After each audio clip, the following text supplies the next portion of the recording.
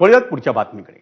राज्यात हिंदी सक्तीच्या मुद्द्यावरून मनसेनं तीव्र भूमिका घेतलेली असतानाच मनसेचे मुंबई शहर अध्यक्ष संदीप देशपांडेंनी केलेल्या वादग्रस्त वक्तव्यानं राज्यातलं राजकारण आणखी तापलंय. महाराष्ट्र विधानभवनात बसलेले षंड आहेत अशा शब्दात देशपांडेंनी टीका केली.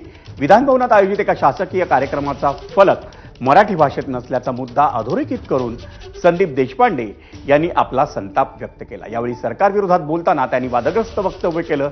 दरम्यान या वक्तव्यावर आपण ठाम असून हक्कभंग आणला तरी चालेल, तसंच मराठी भाषेसाठी आपली जेलमध्ये जाण्याचीही तयारी आहे, अशी भूमिका संदीप देशपांडेंनी मांडली.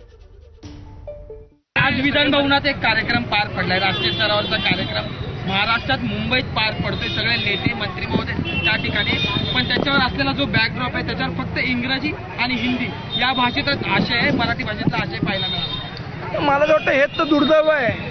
आणि सगळे जर षंड लोक तिथे बसले असतील तर मराठी माणसांनी करायचं काय? माझा शब्द झोंबला असेल पण त्याच्यावर त्यांनी विचार केला पाहिजे. बाकी राहिला हक्काभंगाचा विषय, त्या कारवाईला मी सामोरं जायला तयार आहे. उद्या मला जर जेलमध्ये जायची वेळ आली तर मराठी भाषेसाठी मी जेलमध्ये जायला तयार आहे. दरम्यान हिंदीची सक्ती महाराष्ट्रावरच का लादताय असा सवाल संजय राऊतांनी उपस्थित केला. मराठीपण नष्ट करण्यासाठी कटकारस्थान सुरू असल्याची टीका संजय राऊतांनी केली. हिंदीची सक्ती गुजरातला नाहीये, किंबहुना अनेक भाषणांतून प्रधानमंत्री मोदी यांनी समोरच्या जनतेला विचारल्या, गुजराती जनतेला, की तुम्ही हिंदीची सक्ती सहन करणार आहात का? हे मोदींची वक्तव्य आहेत जाहीर सभात.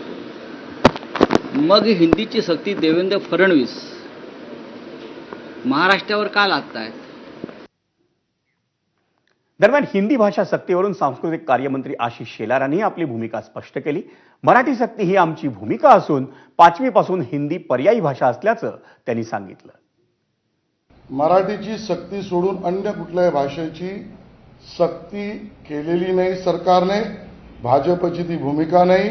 मराठी सक्ती हा भाजपचाच अजेंडा आहे.